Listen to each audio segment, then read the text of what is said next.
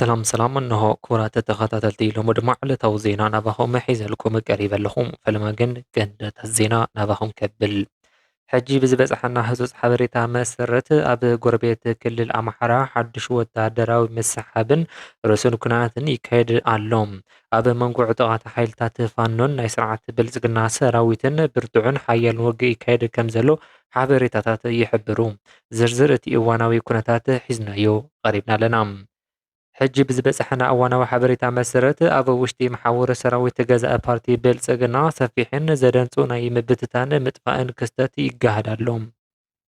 ብኻሊእ ዜና ወተሃደራዊ ሓበሬታ መሰረት ካብ ሓየተ ሰራዊት ትግራይ ጽኑዕን ናይ መወዳእታን መጠንቀቕታ ተመሓላሊፉ ኣሎ።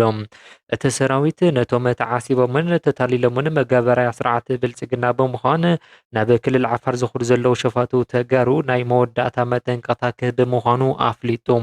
ዝርዝር እቲ መግለፂ ሒዝናዮ ቀሪብና ኣለና። ካብ ግንባራት ትግራይ ዓበይትን ኣገደስትን ወተሃደራዊ ምዕባለታት ይስምዑ ኣለዎም። ጀግና ሓየት ሰራዊት ትግራይ ናብ መረበቱ ምዕራብ ትግራይ ንምእታው ብርክተ ዝበለ ሓይሊ ሰራዊትን ዕጥቅን ብምድላው እቶ ዝብል ናይ መወዳእታ ወተሃደራዊ ትእዛዝ ኣብ ምጽባይ ከም ዝርከብ ተፈሊጡ።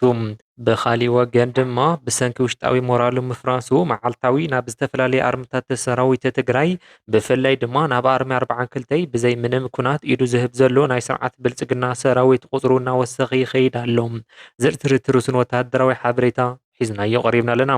እስካብ መጨረሻ ሓቢርኩምና ክዘንሑና ዓደምኩ ሳብስክራይብ ዘይገበርኩም ድማ ሳብስክራይብ ምግባር ሓደሽቲ ሓበሬታ ክበፅሐኩም ገበሮም።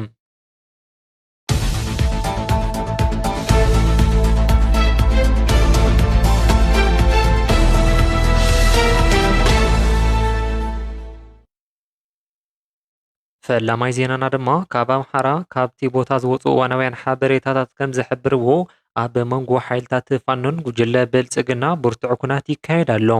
እዚ ኩናት እዚ ክልቲኦም ወገናት ሓያላት ኣፅዋራት ብምጥቃም ንሕድሕዶም ዝገጥሙን ዓብዪ ወተሃደራዊ ቅልውላው ዝፈጥረሉ ዘሎ እዩ። ከም ወተሃደራዊ ምንጭታት ገለጻ እቲ ውግእ ብዝለዓለ ጽንዓት ዝቐጸለ ኮይኑ ሓይልታት ፋኖ ኣብ ልዕሊ ሰራዊት ፌደራል ጽኑዕ መጥቃዕቲ ይስንዝሩ ከም ዘለዉ እቲ ኣብ መንጎ ክልቲኦም ሓይልታት ዘሎ ምስሓብ መልክዑ እናቐየረ ናብ ዘኸፍአ ብርኪ ይሰጋገር ከም ዘሎን ይግለጽ። እዚ ሕጂ ኣብ መንጎ ሓይልታት ፋኖን ሰራዊት ብልፅግና ተወሊዑ ዘሎ ሓያል ውግእ ነቲ ዞባ ናብ ዝበለጸ ወተሃደራዊ ዘይምርግጋእ ዘእቱ እዩ ክብሉ ድማ ይገልጹ ኣለዉ። እቲ ሰራዊት ንምንቅስቓስ ፋኖ ንምዕጋት ዝተፈላለዩ ፈተነታት ይገብር እኳ እንተሃለዎም ክሳብ ሕጂ ግን እቲ ውግእ ብርቱዕ መልክዑ ይቕጽል ኣሎ። እዚ ምንቅስቓስ እዚ ንፖለቲካዊ ውሳነታት ፌደራል መንግስትን ንቀጻሊ ሰላም እቲ ዞባ ዓብዪ ፈተና ኮይኑ ከም ዘሎ ተንተንቲ ይሕብሩ። እዚ ሕጂ ዝካየድ ዘሎ ሓያል ውግእ ሓበሬታታት ምስ በጽሑና ድማ ሒዝናዮ ከንቀርብ ኢና። ገዛኢ ፓርቲ ብልፅግና ካብ ዝመጽእ እዋን ጀሚሩ ክጥቀመሉ ዝጸንሐ ፖለቲካዊ ስልቲ ክንወስደኩም። ፖለቲካዊ ተንተንቲ ከም ዝሕብርዎ ስርዓት ብልፅግና ካብ ዝሓለፉ 7 ዓመታት ጀሚሩ ክሳብ ሕጂ ንሕወሓትን ንህዝቢ ትግራይ ንምጽላምን ንምድስካልን ዓሊሞም ሰፋሕቲ ምንቅስቓሳት ክገብር ጸኒሑ እዩ።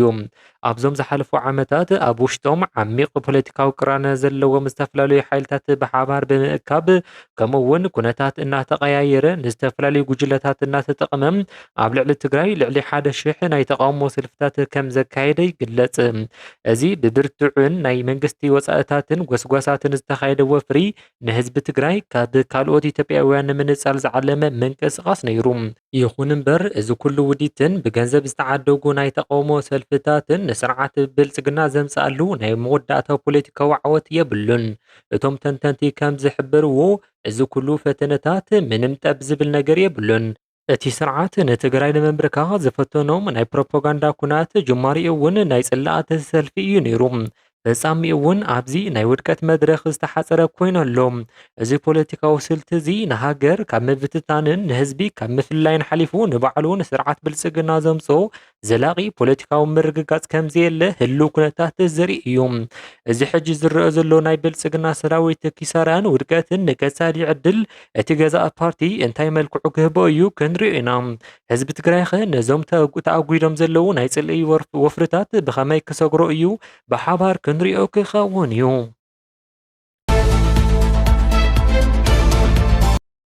ካብ መሓውር ሰራዊት ስርዓት ብልጽግና ዝወፁ ሚስጥራዊ ሓበሬታት ከም ዝሕብርዎም ካብ ከተማ ወልድያ ተበጊሱ ናብ ዞባ ምብራቕ ወለጋ ከተማ ነቀምቲ ይጓዓዝ ዝነበረ ናይ ስርዓት ብልጽግና ብሓድሽ ወተሃደራዊ ኪሳራ ኣጋጢምዎ ኣሎ። ኣብቲ ናይ ጉዕዞ መስመር 269 ዝኾኑ ናይ ስርዓት ብልጽግና ኣብ መንገዲ ጠፊኦም ኣለዉ። እዚ ሰራዊት እዚ ኣብ ውግእ ጥራይ ዝውዳእ ከይመስለኩም። እዚ ዘሎ ህልው ኩነታት ከም ዘርእዮ በብዝቐውጦ ኣጋጣሚ ጽቡቕ ዕድል እናተጠቀመ ናብ ዓዱን ናብ ዝደለዮ ቦታን ዝብተን ዘሎ ኣራዳ ወተሃደር ብብዝሒ ምዃኑ እቲ ሓበሬታ ዘነጽር እዩ።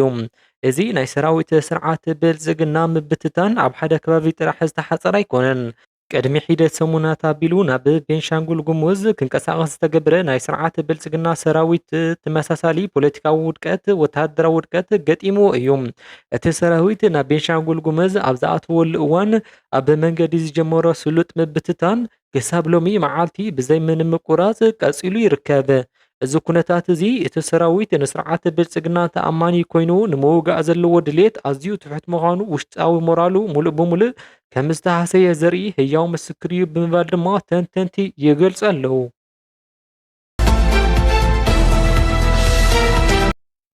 ጀግና ሓየተ ሰራዊት ትግራይ ኣብዚ ሕጂ እዋን ምስጢራዊ ንድፍታት ጸላኢ ብምፍሻል ዶባት ኣብ ምሕላው ይርከብ።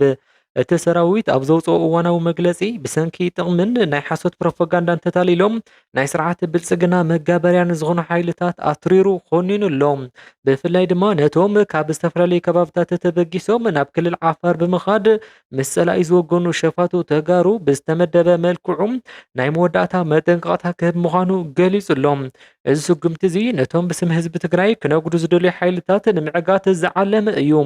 ነቲ ሓበሬታ ወሲኹ ከም ዝሕብሮ ድማ ሰራዊት ትግራይ ነዚ መንቀቕታ እዚ ብንዕቐትን ብዕሽነትን ዝቕፅሉ ሓይልታት ዝምሕር ኣይኮነን። እቶም ሸፋቱ ካብዚ ናይ ክሕደት ተግባሮም ተዘይተኣቂቦም ሰራዊት ትግራይ ዶቦት ሰጊሩ ናብ ውሽጢ ክልል ዓፋር ዘሊቑ ብምእታው ሓያልን ደምሳሳይን ወተሃደራዊ ስግምቲ ከም ዝወስድ ብንጹር ኣፍሊጡሎም። ብምኽንያት እዚ እቲ ሰራዊት ነዞም ዜጋታት ሓሲቦሞ ካብቲ ዝሓዝዎ ናይ ጥፍኣት መገዲ ክምለሱ ንዓዶምን ንህዝቦም ትግራይ ድማ ክክሕሱ ከምኡ እውን ንናይ ውሽጥን ደገን ጸላኢ መጋበርያ ንከይኾኑ ሓያል ሃገራዊ ጻውዒት ድማ ኣመሓላሊፉሎ ሰራዊት ትግራይ። ህዝቢ ትግራይ ናብ መረበቱ ምዕራብ ትግራይ ንምምላስን ሉዓላውነት ንምርግጋፅን ዝገብሮ ዘሎ ናይ ሓያል ምድላው ናብ መወዳእታ ምዕራፍ ተሰጋጊሩ ኣሎ። ካብ ወተሃደራዊ ምንጭታት ዝወፁ ሓበሬታታት ከም ዝሕብርዎም ጀግና ሓየቲ ሰራዊት ትግራይ ብርክት ዝበሉ እግረኛ ሓይልታትን ስትራቴጂካዊ ኣፅዋራትን ብምድላው ብፍላይ ድማ እቲ ሓያል ኣሃዱ ኣርሚ 70 ምሉእ ምድላዋቱ ኣጠናቂቁ ይርከብ። እዚ ዓብይ ወተሃደራዊ ሓይሊ ናብ ምዕራብ ትግራይ ንምእታው ዘኽእሎ ኩሉ ዓይነት ስልጠናን ዕጥቅን ሒዙ ሕጂ ካብ ላዕለዋይ ወተሃደራዊ መሪሕነት እቶ ዝብል ናይ መወዳእታ መጥቃዕቲ ትእዛዝ ጥራይ ይጽበ ከም ዘሎ ተገሊጹ። ብኻሊእ ወገን ካብ ጸላኢ ዝተፈጠረ ዓብይ ውሽጣዊ ዘሰንብድ ዘርኢ ካልኦት መስተንክራዊ ዜና ድማ ካብ ግንባራት ዘሎ ናይ ስርዓት ብልጽግና ሰራዊት ውሽጣዊ ሞራሉ ሙሉእ ብምሉእ ዓንዩ ከም ዘሎ ዘርኢ እዩ። ከም ጸብጻባት ምንጭታትና መዓልታዊ ካብ ዝተፈላለዩ ኣርምታት ሰራዊት ትግራይ ናብ ሰራዊት ትግራይ ኢዱ ዝህብ ዘሎ ናይ ብልጽግና ወተሃደር ቁጽሩ ብልዑል ብርኪ እናወሰኸ ይርከብ ኣሎ። ብፍላይ ድማ ኣብቲ ግንባር ዘሎ ሓያል ኣሃዱ ሰራዊት ትግራይ ናብ ዝኾኑ ኣርሚ 42 ብዘይ ምንም ምውግእ ምፍሳስ ደምን ጥራይ ዓቕሙ ኣረኪቡ ብሰላም ኢዱ ዝህብ ዘሎ ናይ ሽፍትነት ስርዓት ብልጽግና መሓወር ዝኾነ ሰራዊት መዓልታዊ ቁጽሩ እናወሰኸ ይርከብ። እምበር ከስ ክቡራት ተኸታተልቲ ንሎሚ ዝነበረና ዜና እዚ ይመስል ነይሩ። ሓደሽትን እዋናውያን ሓበሬታታት ቀልጢፎም መታን ክበጽሑኹም ቻናልና ሳብስክራይብ ብምግባር ናይ ምልክት ደወል ብምጥዋቕ ስድራ ቤት ይኹኑ። ነዚ ቪድዮ ድማ ላይክ ክትገብርዎ ኣይትረስዑ ኢኹም። ርእይቶኹም እውን ኣብ ቦታ ኮመንት ጸሓፉልና ይቐኒየልና።